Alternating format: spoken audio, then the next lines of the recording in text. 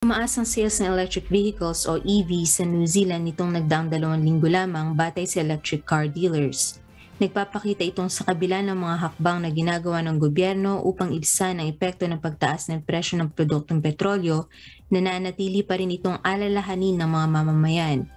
Ayon kay Mark Gilbert, chair ng Drive Electric, nakikita ng mga consumer ang mas malaking benepisyo ng pagkakaroon ng EV kaysa fossil fuel car.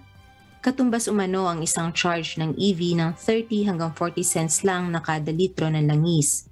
Sabi naman ni David Booth, may-ari ng EV City sa Christchurch, ang kanilang pangkaraniwang bentahan ng sasakyan ay nasa 60 lamang sa isang buwan, ngunit halos dumoble na ito nitong nagdaang linggo lamang. Isang kababayan naman sa New Zealand ang pinag-iisipan ng bumili ng electric vehicle. Actually, naiisip ko yan lately. Dahil nung nagkagyera nun sa Europe, tumaas ang gasolina. Tayo, ramdam natin yung bigat kasi araw-araw tayong nagda-drive papunta sa work. Kaya nag-check ako ng prices pero hindi pa kaya.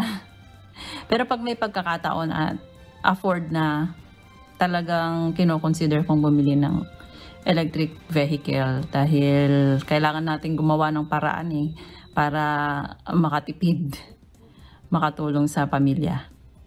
Ngayong araw, nasa $2.79 o 99.81 pesos ang presyo kada litro ng petrolyo sa New Zealand.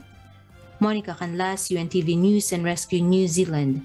Diyos ang aming sandigan, serbisyo publiko ang aming pinahahalagahan.